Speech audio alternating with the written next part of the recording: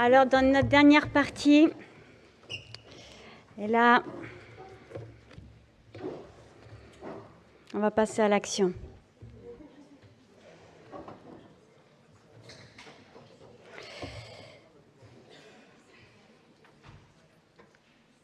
Philippe Yancey nous dit, après avoir rencontré Jésus, nul ne peut prétendre être resté le même. Tout à l'heure, on a dit ensemble qu'il y avait dans l'histoire un avant Jésus et un après Jésus. Est-ce que cette vérité s'est appliquée pour cette femme ? Pour ceux qui connaissent la suite de l'histoire. Alors là,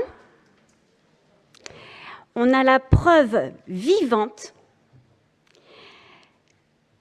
qu'il y a eu un avant et un après Jésus pour cette femme. Regardez au verset 28.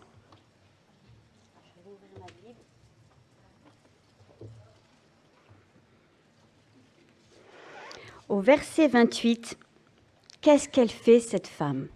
Alors, on a les disciples qui, entre-temps, arrivent, ils sont choqués, ils parlent avec Jésus. Et la dernière phrase que la femme samaritaine a entendue, c'était quoi ?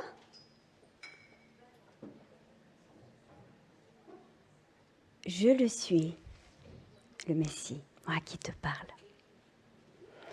Et les disciples arrivent. Et puis elle, qu'est-ce qu'elle fait ?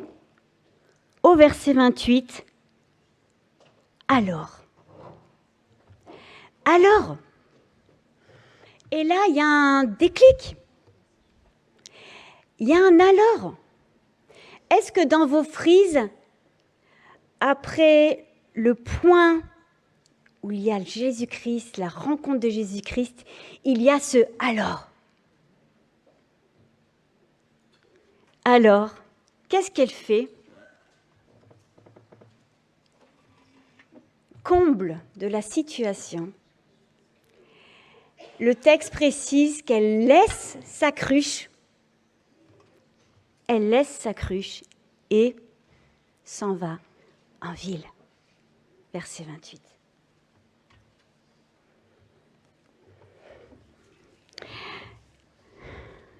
C'est le moment où Jésus révèle vraiment qui il est à cette femme,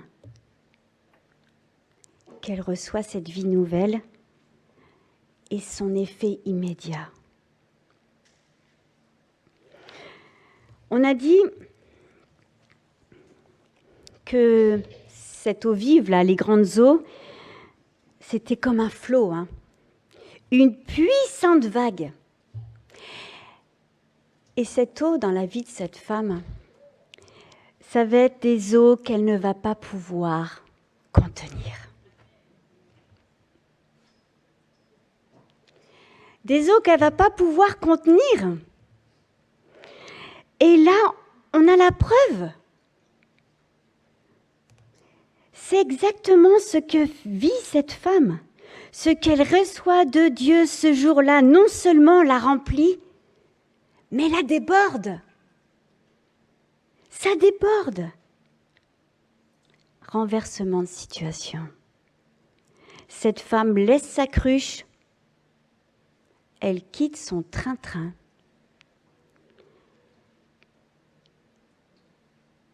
Et elle va faire quelque chose à la place. Elle va laisser son moyen de subsistance pour s'occuper d'autre chose, de bien plus vital, essentiel. Et je ne sais pas si sur votre enveloppe, vous pourriez faire comme une ligne de démarcation, vous savez, où ça marque le top départ. Et bien la rencontre de Jésus dans nos vies, c'est comme une ligne de démarcation. C'est comme un nouveau départ pour une nouvelle vie. Un nouveau point de départ pour une vie nouvelle. On a une vie nouvelle pour vivre une nouvelle vie. Et qu'est-ce qu'elle va faire tellement que ça déborde, cette femme ? Elle va faire l'impensable. Et c'est là qu'on sait qu'avec Jésus, elle a vécu tout ça. Parce que si elle n'avait pas vécu tout ça avec Jésus, si tu savais le don de Dieu pour toi et celui qui te demande à boire, elle a demandé, elle a reçu ce don de Dieu. Et ce don de Dieu, on a vu que c'était tout ça. Et le texte ne nous le dit pas, mais par contre, ce qu'elle va faire nous le prouve. Parce qu'elle va faire exactement le contraire de tout ce qu'elle faisait. Elle va courir là où avant elle fuyait. Elle va vers ces gens qui la méprisaient, la rejetaient. Et qu'est-ce qu'elle dit? Elle s'en alla en ville et dit aux habitants, « Venez voir un homme qui m'a dit tout ce que j'ai fait, c'est-à-dire la totalité, dans toutes les sphères de ma vie, qui m'a dit tout ce que j'ai fait. » Elle n'a pas vécu le pardon, cette femme. Elle n'a pas vécu la purification, la guérison. Elle n'a pas revêtu la justice de Christ.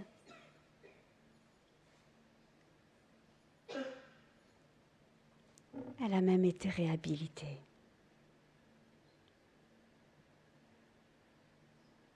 Jamais elle aurait fait ça avant. Jamais elle aurait dit aux gens, « Il m'a dit tout ce que j'ai fait. » Ça aurait été la dernière chose qu'elle aurait faite.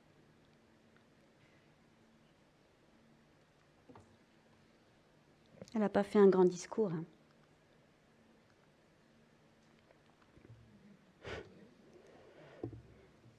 Cette femme est partie tout à coup faire ce qu'elle n'aurait jamais fait avant Jésus.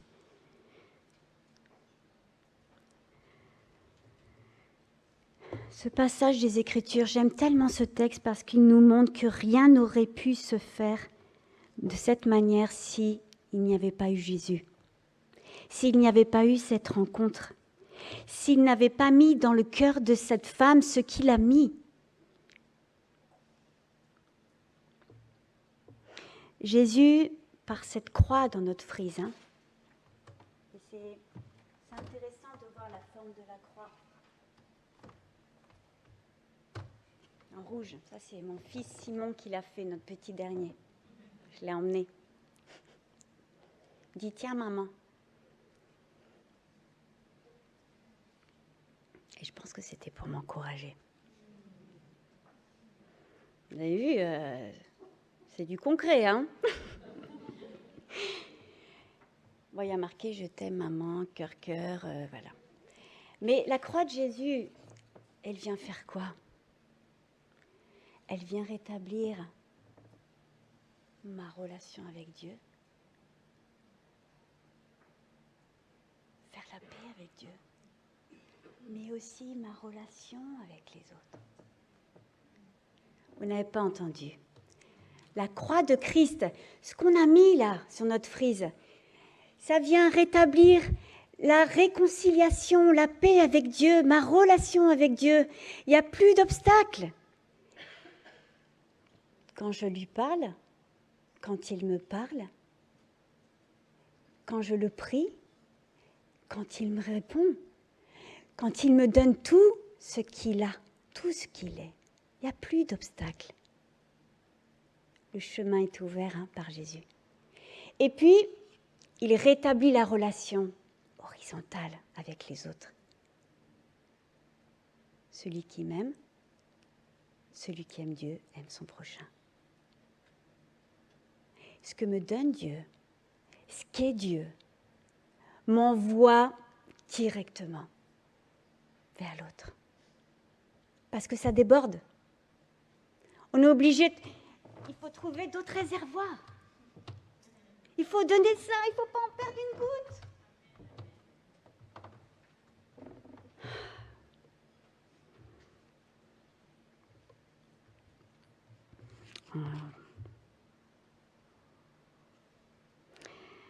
Et la suite de l'histoire, la voilà.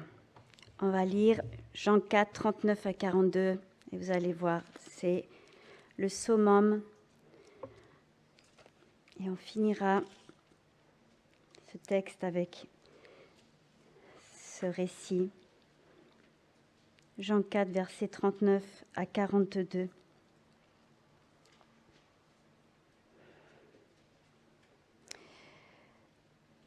Il y eut dans cette bourgade beaucoup de Samaritains qui crurent en Jésus grâce au témoignage qu'avait rendu cette femme en déclarant « Il m'a dit tout ce que j'ai fait ». Lorsque les Samaritains furent venus auprès de Jésus, une nouvelle rencontre, ils le prièrent de rester. La rencontre. Et il passa 2 jours avec eux. Ils furent encore bien plus nombreux à croire en lui à cause de ses paroles. Et il disait à la femme, « Nous croyons en lui non seulement à cause de ce que tu nous as rapporté, mais parce que nous l'avons nous-mêmes entendu. Et nous savons qu'il est, et là c'est trop beau, le sauveur du monde. » Bah dis donc, il s'en passe des choses, hein, en Samarie, hein. Ça bouge. Et l'évangile commençait à se répandre. Qui l'aurait cru? Est-ce que vous pensez qu'on aurait pu miser sur cette femme pour commencer la propagation de cette bonne nouvelle? Oh, hein. Nous, on aurait appelé, je sais pas, les super missions ou pour faire des campagnes d'évangélisation. Oui, ça c'est super. Mais vous voyez les méthodes de Jésus, c'est pas tant la femme, mais c'est le message et la puissance du message. Et quels vont être les effets de cette rencontre sur son entourage? Vous allez les voir arriver bientôt. Et on peut lire « Beaucoup de Samaritains de cette ville crurent en Jésus à cause des paroles de la femme. » Et l'œuvre de Dieu se répand à travers toute une ville. Jusqu'à nous aujourd'hui. On en parle encore. Et c'est pas fini. Être débordante. Être débordante. En regardant ta frise, est-ce que tu peux dire que oui, ça a été comme l'an 0, comme le début d'une nouvelle vie, où tout est absolument devenu nouveau? Et si tu l'as oublié, que ce point rouge était une ligne de démarcation pour une nouvelle vie, tu peux faire un trait rouge, comme un nouveau départ pour t'en rappeler.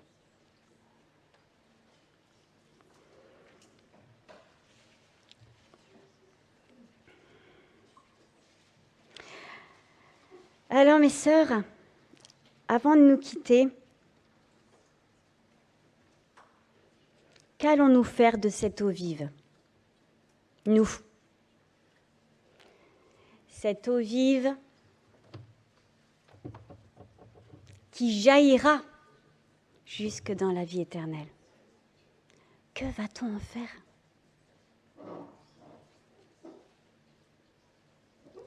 Que va-t-on faire de cette vague qui déborde? Et vous recevez symboliquement cette fleur avec des pétales. Parce que le vase maintenant n'est plus vide, il est rempli. Et il n'est pas seulement rempli, il développe, il déborde de vie. Et il y a cette fleur. Cette fleur qui va représenter un rayonnement, qui va représenter la multiplication de la vie, l'œuvre de Dieu.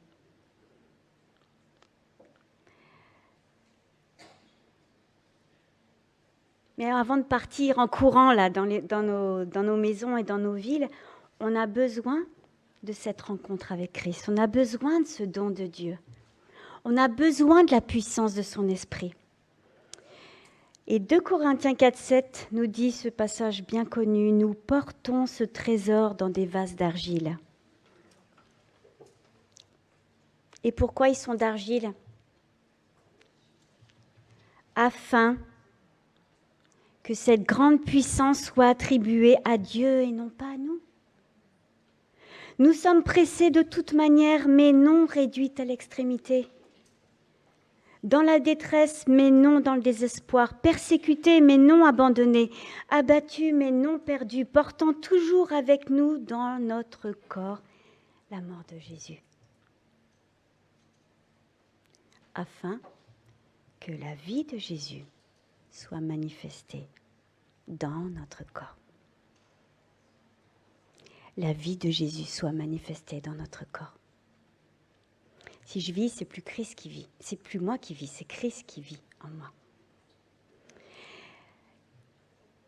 Ce bouquet, c'est notre mission, mes sœurs.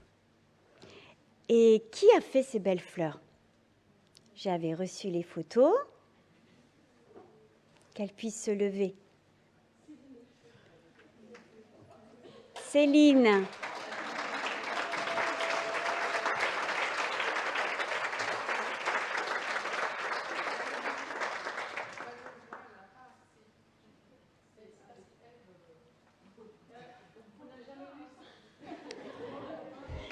Alors, ce qu'on va faire, ne vous inquiétez pas, c'est jamais un problème d'être trop. Ce qu'on va faire, c'est que il y a plusieurs pétales. Et que sur ces pétales, vous avez des petites... est-ce qu'ils sont détachables? Vous pouvez détacher une des pétales.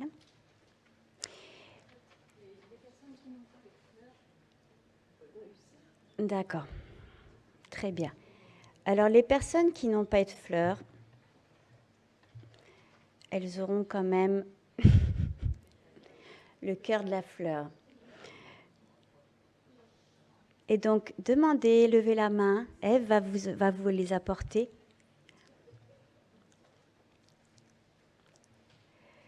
Et est-ce que c'est peut-être possible que les femmes qui sont de l'Église, Céline,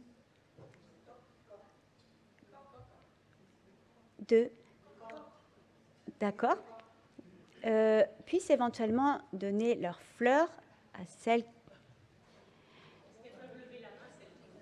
Voilà. Comme ça, les femmes de cette Église pourront en avoir prochainement.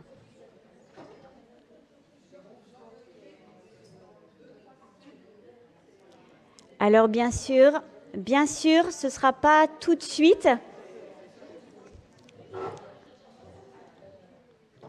Mais ça viendra dès que ce sera possible. Merci beaucoup. Ça ira comme ça? Alors du coup, il en manque combien de cette église-là, de femmes de cette église qui n'en ont pas?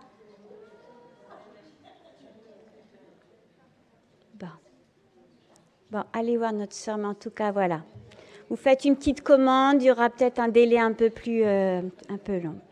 Mais en attendant, prenez bien ça. Hein. Alors, mes sœurs, ce texte, il nous dit que le vase, il est quoi? Il est en argile. Alors, vous voyez, il est en argile. Et donc, cassable, friable. Et pourtant, on porte un trésor dedans.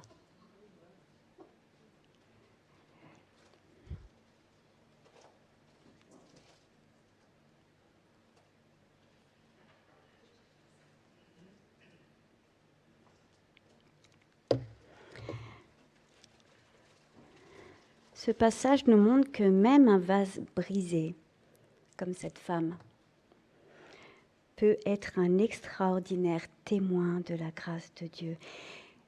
Et à la limite, plus le vase est brisé, plus la beauté de la grâce est visible. Vous comprenez ça? Plus un vase est amoché, brisé, fêlé, bon, pas trop fêlé quand même, hein. Plus la grâce, la beauté, l'œuvre de Dieu est visible. Vous êtes d'accord? Et c'est pour ça que d'ailleurs que Dieu choisit souvent les choses les plus faibles pour confondre les plus fortes. Il choisit souvent les tout petits.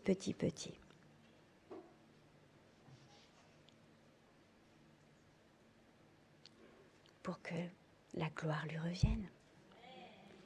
Et pour que le témoignage de sa grâce dans nos vies soit évident. Comment ça se fait que cette femme qui a vécu ça, et cette femme elle dira, j'ai rencontré Jésus. Ma guérison n'est pas finie, hein, mais je suis à lui. Il me restaure.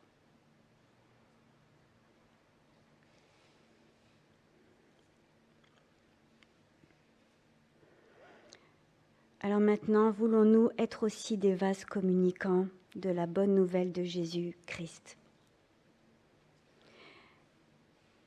Avec ce que nous sommes, mais surtout avec ce qu'il est en nous. Et ce qu'il veut être pour ceux qui sont dehors. La moisson, elle est grande, elle est prête, nous dit Jésus. Est-ce que vous êtes prête pour la mission? Alors il ne va pas s'agir forcément d'aller prendre un bateau ou d'aller à l'autre bout du monde. C'est ce que j'aime aussi dans ce texte, c'est que cette femme, elle fait quoi? Elle?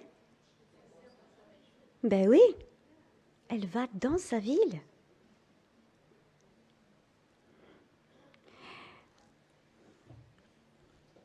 Nos plus proches.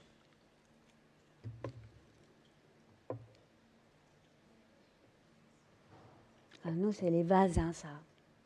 Chacune peut se reconnaître.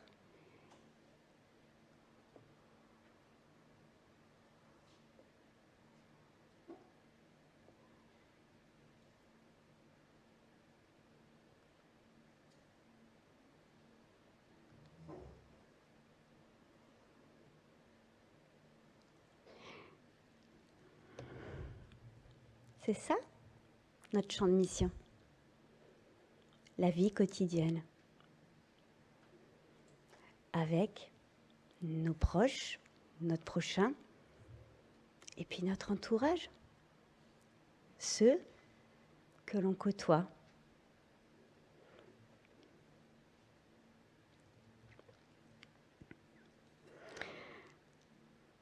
Et qu'est-ce que nos proches ont besoin? Nos contemporains, notre entourage a besoin. Ils ont besoin d'une vraie amitié, d'une vraie rencontre avec nous. Ils ont besoin qu'on les aime comme ils sont. Ils ont besoin d'être connus. Et ils ont besoin de Christ.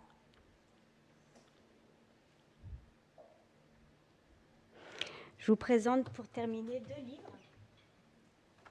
À la recherche de la grâce de Gloria Offerman, une auteure très connue. Chérir et vivre l'Évangile au cœur de notre foyer. Tout un défi, hein. Et souvent, les actes vaut mieux que les paroles. Et voilà, on a eu quelques images de ce que peut être une démonstration de l'amour de Dieu pour nos proches. Et ça ça marque la vie de nos enfants. Et quand on se trompe, parce qu'on se trompe quasiment plusieurs fois par jour, vivons le pardon avec eux. La réhabilitation, est-ce qu'on a vu? Ça, c'est pour notre foyer. Et puis, il y a Frank Segon qui a écrit ce très bon outil, l'évangélisation durable, c'est une vie à partager. Et lui, il dit oui, les campagnes d'évangélisation, c'est très bien. Mais l'évangile, ça se transmet par la relation. Voilà, ce dont on vient de parler. Et je vous encourage, dans notre société, en mal de relations, vraiment, on est en mal de contact humain. On se regarde même plus. Alors, par contre, ici, c'est quand même mieux que vers chez nous, mais on se regarde plus, les gens. On se parle plus, on se touche plus. On a besoin de prendre du temps à se rencontrer. Moi, j'ai passé 2 jours là à Caen et j'ai vu beaucoup de gens, des passants. Je ne sais pas si ce sont des réfugiés. Beaucoup de gens, des exclus. Et puis, j'avais du temps, alors j'ai pu parler avec l'un ou l'autre. Et ça venait directement sur le sujet de Dieu. Et Dieu a conduit les choses. Ouais, moi, je suis heureuse. Je sais que c'est ce pourquoi le Seigneur m'a rencontrée. Et c'est ce que j'ai envie de partager, tout simplement. Alors, je vais prier pour vous, pour nous. Et prenez cette fleur. Vous avez 5 pétales, 6 pétales 6. Et votre mission, si vous l'acceptez, c'est de noter le nom de 6 personnes que vous côtoyez, qui font partie de vos proches ou de votre entourage ou au travail. Et vous vous engagez à lui dire ce que Jésus a fait pour vous. Et ce que Jésus peut faire pour elle. D'accord ? Alors on va prier. Peut-être voilà, que le Seigneur vous mette à cœur ces personnes qui ont soif et qui attendent juste que quelqu'un vienne leur parler de l'eau vive et de Jésus-Christ. Alors on prie et puis je confierai la suite de l'après-midi à Ève. Mon Dieu, tu nous as bénis. Oui, merci de nous avoir montré que c'est toi qui viens nous chercher. Que nous, on ne te cherchait pas. C'est toi qui es venu. C'est toi qui nous as aimés le premier.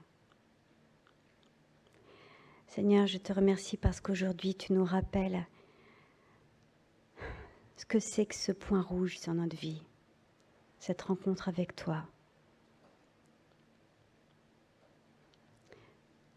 Et ce qu'il en découle, cette eau vive, cette vague. Seigneur, pardonne-nous si nous avons contenu, Seigneur, cette vague.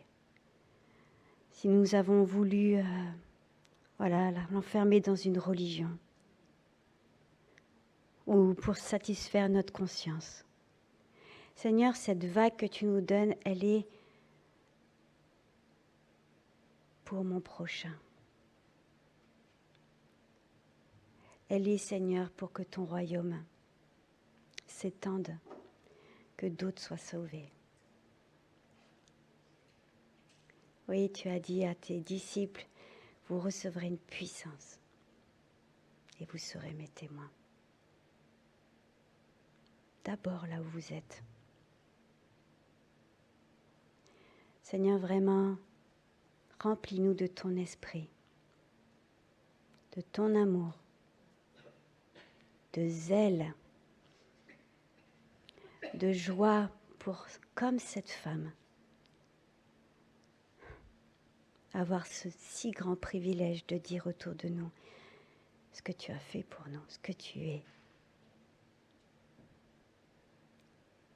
Je te prie pour mes sœurs, toutes présentes dans cette pièce pour que dans les jours qui viennent, aujourd'hui, demain, après-demain, elles puissent rencontrer, oui, vivre cette rencontre de qualité avec ces personnes. Nous te les remettons chacune pour qu'elles te connaissent, que tu les remplisses et qu'à leur tour elles débordent et soient en bénédiction là où elles sont. Ah, merci mon Dieu, parce que nous t'appartenons et c'est si bon. Nous attendons ton royaume, mon Dieu. Donne-nous de la patience, de l'endurance, de la foi. Permets-nous dans nos églises de nous serrer les coudes. Ouais. Merci de bénir l'équipe aussi, pour ceux qui organisent, qui fait ce travail. Vraiment bénis-les, Seigneur, et continue à bénir leur ministère. Oui, accompagne chacun de nos pas et permets-nous, Seigneur, d'être en bénédiction pour ceux que nous retrouverons, ceux que nous croiserons. Pour ta gloire. Amen.